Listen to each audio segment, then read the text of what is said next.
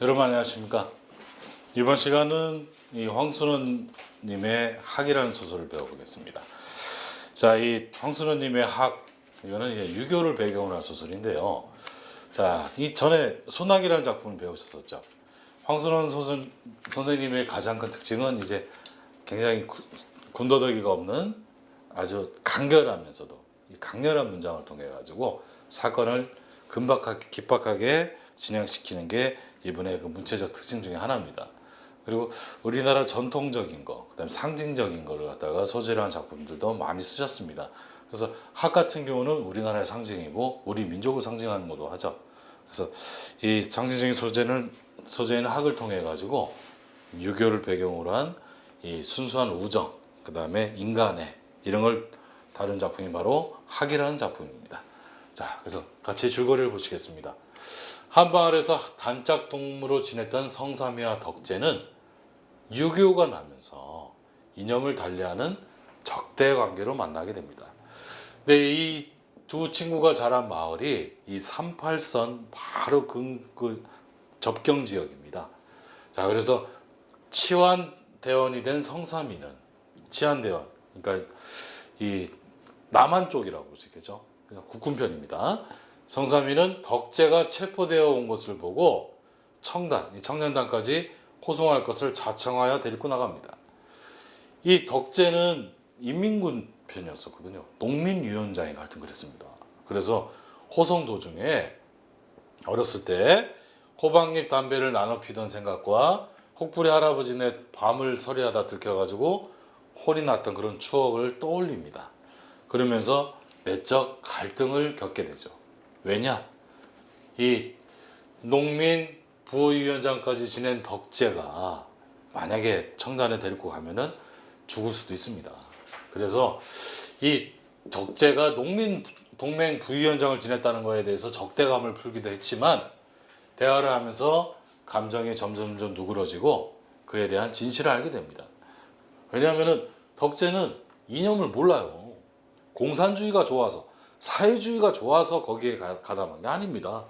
그냥 가난한 농부라는 이유만으로 이 공산주의자들한테 이용을 당한 거죠. 그죠? 그리고 실은 그냥 땅밖에 모르는 순박한 농민이었습니다. 그러니까 아무도 해치지도 않고 그냥 어쩔 수 없이 신용만 한 겁니다. 그래서 덕재는 아버지가 병석에 있고 농사에 대한 고집스러운 애착으로 인해 가지고 피하지도 않고 남았습니다. 그래서 성삼이는 자신이 또 피난 가던 때를 생각을 합니다. 그래서 농사일에 대한 걱정 때문에 피난 가기를 끝까지 거부하시던 아버지 생각에 덕재의 처지를 어느 정도 이해하게 됩니다. 그래서 증오의 마음이 점차 우정으로 바뀌면서 고개를 넘어가게 됩니다. 성삼이는 고개를 내려오면서 전처럼 살고 있는 학대를 발견합니다. 그러면서 옛일을 떠올리게 되죠. 그래서 어린 시절에 학을 잡아서 묶어놓고서 괴롭히다가 사냥꾼이 학을 잡으러 왔다는 소식을 듣고 놀래가지고 학 발목에 올가미를 풀어준 적이 있었습니다. 그래서 그때 처음에는 제대로 놀지 못하다가 자유로워진 학이 푸른 하늘로 날아갔던 추억. 성삼이는 덕재에게 학사냥이나 한번 하자면서 이 묶었던 줄을 풀어줍니다. 순간 덕재는 당황합니다. 성삼이가 나를 쏘아 죽이려고 하나? 그런데 성삼이가 어이 왜 맹주같이 서 있는 거야? 하면서 재촉을 합니다. 그러니까 순간적으로 깨달습니다. 아, 이거는 성삼이가 나를 죽이려고 하는 게 아니고 나를 풀어주려고 하는 거구나. 그래서 잡불 사이로 도망을 갑니다. 그리고 때마침 단정학 두 마리가 가을 하늘을 날고 있습니다. 단정한이 아니고 단정학이죠. 학. 죄송합니다. 단정학 두세 마리가 가을 하늘을 날고 있습니다. 자, 그래서 이제 내 핵심 정리를 같이 보시겠습니다. 핵심 정리. 자, 이 소설의 갈래 단편 소설입니다. 그리고 전후 소설입니다. 전에도 말씀드렸지만 전후 소설이란 것은 6.25 이후에 1950년대에 유교를 배경으로 한 소설이 바로 전후 소설이라고 그러죠.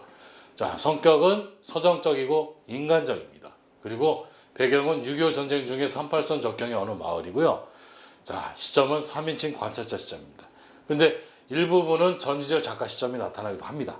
그리고 특징은 상징적인 소재인 학을 통해 가지고 주제를 드러냈습니다. 그리고 공간의 변화에 따라 갈등이 고조되고 해소가 됩니다. 자, 그래서 이 소설의 주제는 순수한 우정과 인간의 회복이다. 이렇게 하시면 되겠습니다. 자, 그러면은 문제를 보시겠습니다. 1번. 가의 내용을 볼 때 마을에 대한 설명으로 가장 적절한 것은 가는 발단 부분인데요. 자, 이 노인이나 어른이나 모두 전쟁으로 인해서 겁에 질려 있습니다. 자, 이렇게 봤을 때 가장 적절한 것은 답은 3번이죠. 그죠? 전쟁으로 인해서 많은 일이 발생해 가지고 사람들이 겁에 질려 있다. 이렇게 보시면 됩니다. 자, 그다음에 기억에서 리을 중에서 시대적 배경을 알 수 있게 해주는 단어가 아닌 것은 자, 이 6.25 때 전쟁 무렵입니다. 그래서 그 시기를 나타내는 말이 아닌 거. 38 접경, 38선 지금은 없죠. 그죠? 그래서 이것도 6.25 무렵이다. 이걸 알 수가 있고요. 그 다음에 니은을 보니까 동란에 할 때 동란은 동족끼리의 전쟁입니다. 그래서 6.25를 얘기하는 겁니다. 자, 그래서 시대적 배경 알 수 있게 해주는 말 맞습니다. 그 다음에 디귿의 포승줄은 이 사람을 묶는 줄인데요. 이거는 요즘도 쓰이는 말입니다. 그 다음에 리을 같은 경우는 치안대원. 이거 역시 6.25 때 써있던 말이죠. 자, 이렇게 봤을 때 시대적 배경을 알 수 있게 해주는 단어가 아닌 것은 3번입니다. 보승. 자, 그 다음에 다에서 담배의 기능으로 가장 적절한 것은 자, 이 성삼이가 덕재를 데리고 가면서 담배를 계속 핍니다. 계속 핍니다. 왜 담배를 피냐? 아유, 괴로워요. 왜? 덕재는 자기랑 어렸을 때 가장 친한 친구였었어요.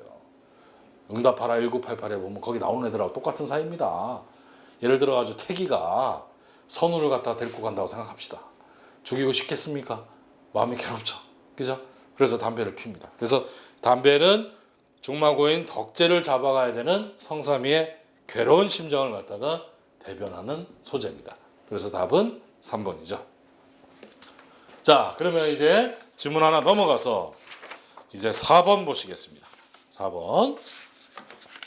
자, 위와 같은 글의 특성으로 알맞지 않은 것은 위와 같은 글이란 다시 얘기해서 소설을 얘기하는 거죠. 소설의 특성을 물어보는 문제입니다. 자, 소설 작가가 상상력을 동원해서 창작한 글로 허구성을 지니고 있다. 자, 이것은 소설의 가장 대표적인 특징이죠. 그 다음에 작가가 지어낸 이야기는 시와는 달리 서사성을 담고 있다. 시 같은 경우는 운율을 담고 있습니다. 그 다음에 함축을 담고 있습니다. 근데 소설 같은 경우는 스토리이기 때문에 서사성을 담고 있는 거 맞죠? 그죠? 자, 그 다음에 작가는 자기가 만들어낸 인물을 통해서 사건을 객관적으로 보여주고 있다. 이렇게 나왔는데 작가가 만들어낸 인물을 통해서 사건을 보여주는 건 맞습니다. 어떻게 보여줍니까? 객관적이 아니라 주관적으로 보여주죠. 그죠?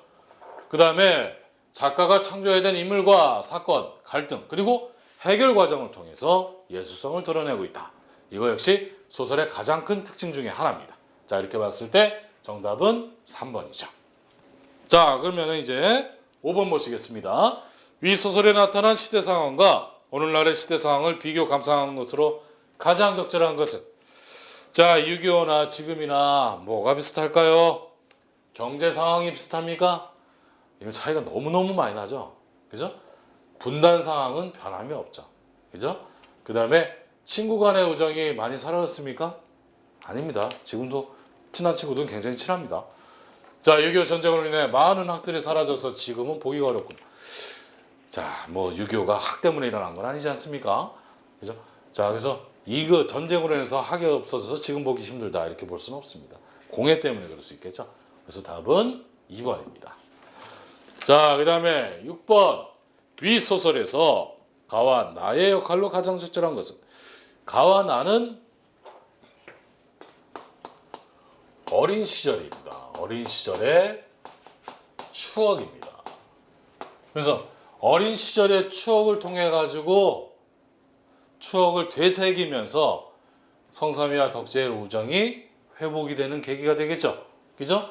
자, 그래서 답은 4번이죠. 아시겠습니까? 자, 그럼 7번 보시겠습니다. 다음 중 위 소설에 나타난 학의 상징적 의미로 적절하지 않은 것은? 자, 이 학은 평화를 사랑하는 우리 민족을 상징합니다. 또 민족 간의 갈등과 대립의 극복을 의미합니다. 하지만 역사의 반복은 의미하지 않습니다. 그래서 답은 2번입니다. 자, 그 다음에 A의 궁극적인 의도로 알맞는 것은? 자, 성삼이가 중마고인 덕제를 어떻게 하려고 합니까? 몰래 풀어주려고 하는 거죠. 그죠? 그래서 답은 1번이죠. 덕제를 풀어주기 위해서 그런 거죠. 자, 그 다음에 달을 고려할 때 이 소설의 주제로 가장 적절한 것은 4번이죠. 민족의 순환에 대한 안타까움이죠. 자, 아닙니다. 제가 말씀 잘못 들었습니다. 궁극적으로 의미하는 것은 4번. 이념의 극복과 인간의 회복이죠. 그죠? 자, 그 다음에 10번 기억과 리을 중 인물 간의 갈등의 해소를 암시하는 것. 이 마지막 부분에서 단정학 두세 마리가 어울려가지고 이렇게 휘휘 날아갑니다. 어울려서 날아가니까 이거는 인물 간의 갈등을 해소했다. 이걸 상징하는 겁니다. 그렇게 봤을 때 답은 4번이죠. 그죠? 자, 그래서 여기까지 황선원의 학에 대해서 알아봤습니다. 자, 이어서 이제 바로 기억 속의 들꽃을 보시겠습니다. 기억 속의 들꽃 역시 6.25를 배경으로 한 소설입니다. 그래서 좀 전에 이 학이 성삼과 덕제라는 성인의 그런 초점을 맞춰가지고 6.25를 그렸다면은 이 기억 속의 들꽃은 6.25를 겪었던 소년의 입장에서 이렇게 바라보고 있습니다. 그래서 1인칭 관저자 시점이 사용된 소설입니다. 자, 그럼 줄거리를 설명해 드리겠습니다. 자, 6.25 전쟁 때 만경강 근처의 나의 마을로 피난민들이 많이 내려왔습니다. 그래서 나의 누나와 할머니가 피신을 가다가 다시 돌아온 이튿날 명선이라는 아이가 발견이 됩니다. 처음에는 남자인 줄 알았어요. 나중에 알고 보니까 여자였었어요. 근데 명선이는 금가락지, 이 금반지를 주면서 나의 집에서 거의 얹혀 삽니다. 그래서 따지고 보면은 이게 비싼 금반지를 냈으니까 얹혀 산다기보다 그냥 당당히 돈 내고 사는 건데요. 나의 어머니가 처음에는 명선이를 갖다가 머슴으로 쓰려고 했었는데, 자, 명선이가 서울의 어느 부잣집 무당놈 딸이다. 그래서 아무 일도 못한다. 그래가지고 그걸 알고 나서부터는 이제 일을 안 시킵니다. 그래서 자, 처음에는 명선이의 엄마가 나의 엄마가 명선이를 갖다가 일을 하기 싫어하는 애구나 이러면서 아주 믿게 여기고 두통거리로 여깁니다. 그러다가 어느 날 명선이가 눈치를 채고 금반지를 하나 갖고 와서 또 이렇게 딱 줍니다. 그렇지만 이제는 명선이를 싫어하진 않아요. 그렇다고 좋아하지도 않아요. 대신 너 이거 금반지 어디서 훔쳐 갖고 왔어? 이렇게 의심을 하게 됩니다. 그래서 엄마는 나를 갖다가 명선이의 그림자처럼 명선이를 졸졸졸졸 쫓아다니면서 금반지를 갖다 숨겨놨는지 아니면 어디서 훔쳐갖고 오는지를 확인하게 시킵니다. 근데 명선이는 싸울 때마다 항상 상대방에게 엎어져 있으면은 막 비명을 지르면서 상대방을 밀쳐가지고 이겨요. 알고 보니까 왜 그랬냐면은 명선이 엄마가 같이 피난을 오다가 비행기 공습 때문에 돌아가셨습니다. 근데 어떻게 돌아가셨냐? 명선이를 꼭 껴안고 이제 명선이를 안고서 명선이 위에서 돌아가셨어요. 그래서 명선이는 엄마한테 깔린 기억이 있어요. 엄마의 시체에 깔린 기억이 있어요. 그리고 비행기 소리 때문에 엄마를 잃은 기억이 있어요. 그래서 비행기 소리가 들리거나 누가 자기 몸을 누르면은 비명을 지르는 겁니다. 자, 그래서 아버지와 어머니는 이제 명선이의 금반지를 뺏으려고 본격적으로 악을 씁니다. 노력을 합니다.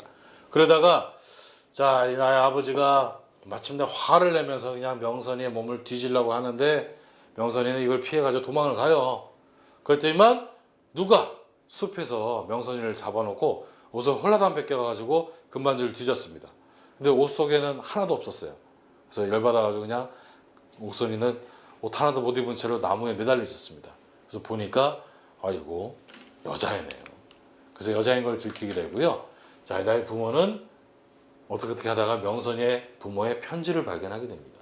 그래서 동네 사람들한테 명선이를 해코지 하지 말라고 엄포를 놓습니다. 자, 그 후로 명선이가 부잣집 외동딸이라는 사실을 알게 된 가족은 모두 이제 명선이한테 잘해줘요.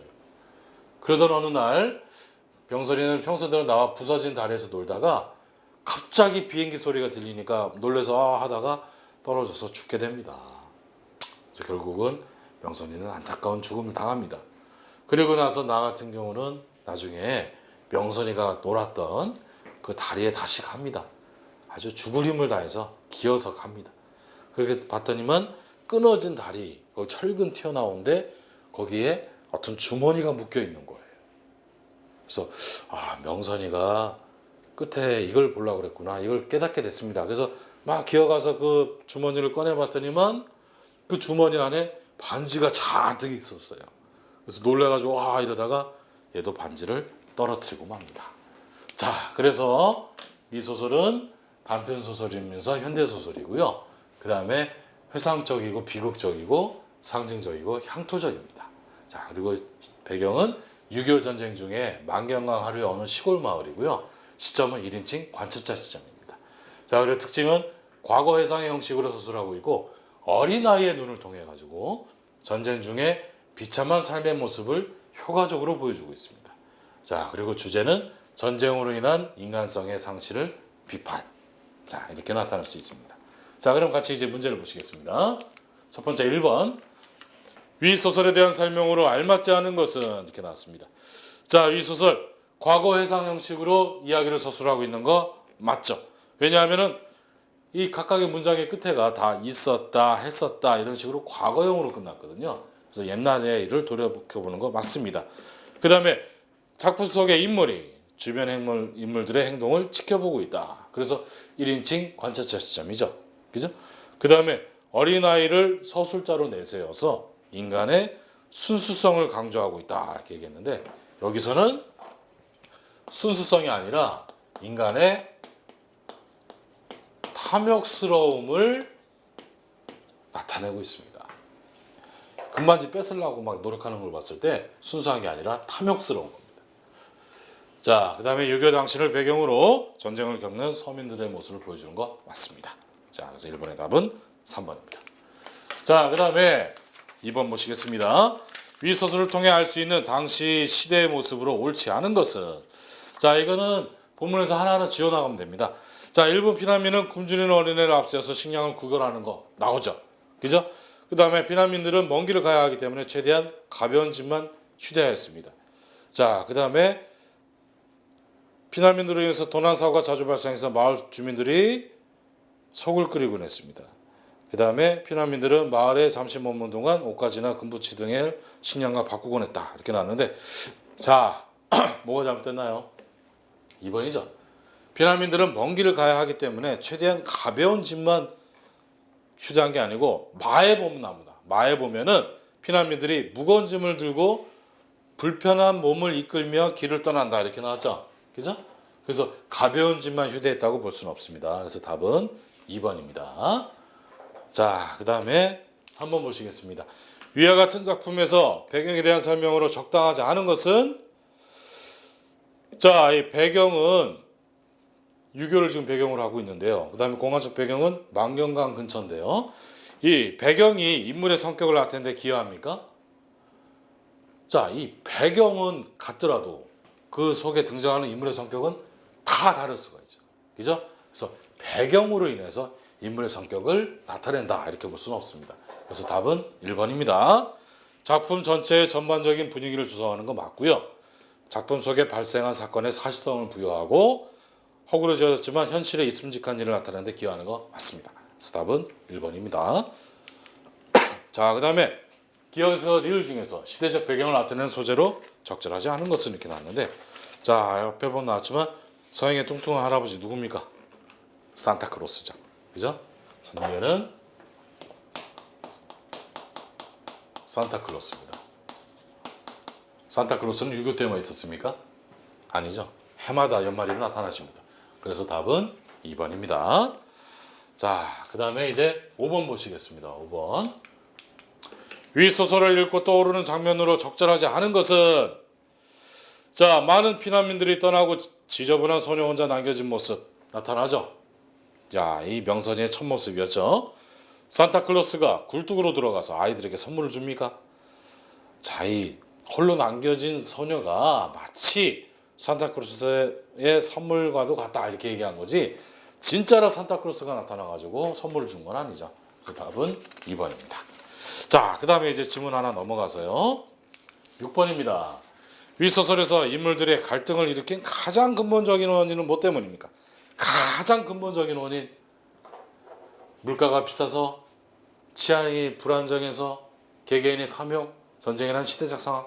가장 근본적인 원인은 전쟁 때문에 그런 거죠. 그죠? 그래서 답은 4번입니다. 자, 그 다음에 7번. 위 소설을 통해서 작가가 말하고자 하는 것은, 궁극적으로 말하고자 하는 것은 2번이죠. 그죠? 전쟁이 인간의 삶을 파괴하고 한 소녀를 죽음으로 몰고 갔다. 이렇게 볼 수 있죠. 그래서 답은 2번입니다. 자, 그 다음에 기억의 의미로 가장 알맞는 것. 자, 여기서 한 송이 쥐바라 숨꽃이다. 이건 뭐냐 하면은 비행기 폭음 소리에 놀라가지고 다리로 떨어져서 안타까운 죽음을 맞는 명선이를 의미하는 말이죠. 이문. 그래서 답은 4번입니다. 4번. 자, 그 다음에 9번. 가부터 라에 대한 설명으로 적절하지 않은 거 이렇게 나왔는데요. 가에서는 자, 여기 가를 보시면요. 아버지 엄마가 온갖 지혜를 짜내서 백방으로 숨겨둔 장소를 알아내려고 안간힘을 했다 이렇게 봤을 때 자, 명선에게서 금반지를 더 얻어내려는 아버지 어머니의 탐욕스러움이 나타나죠. 그죠? 2번은 명선의 숙보도 명선에게서 무언가를 뺏어쓰려 했다. 자, 이게 아니고 자, 이 나에서는 명선이가 맞죠. 자, 9번에는 2번 맞습니다. 그래서 여기 보면은 명선이가 숙부에게 버림받은 것이 아니라 스스로 도망쳤다 이렇게 나왔으니까 명선의 숙부도 명선에게서 무언가를 뺏으려고 했다 이렇게 볼 수 있습니다. 자, 9번의 답은 3번이죠. 비행기의 폭격에 맞아서 안타깝게 목숨을 잃은 명선의 마지막 모습이 아니고 폭격을 직접 당한 게 아니고요. 비행기 소리에 놀라가지고 떨어져서 죽은 거죠. 발을 헛디뎌서 죽은 겁니다. 그래서 답은 3번입니다. 자, 그 다음에 10번 보시겠습니다. 다음 중 마에 대한 설명으로 적절한 것은 이렇게 나왔습니다. 자, 이 마, 맨 마지막 부분입니다. 이 소설에. 그래서 자, 나는 부서진 다리 끝에서 명선이가 그토록 행방을 밝히지 않으렸던 주머니 속에 금반지를 확인합니다. 그래서 놀래가지고 떨어뜨렸죠. 그죠? 자, 그래서 마에 대한 설명으로 적절한 것은 4번입니다. 아시겠습니까? 자, 지금 이제 유교에 관한 소설 2작품을 했는데요. 자, 다시 한번 읽어보시고요. 유교를 배경으로 했지만 작품 내용 굉장히 많이 다릅니다. 그래서 그걸 염두에 두시고 다시 한번 확인해 보시기 바랍니다. 수고하셨습니다.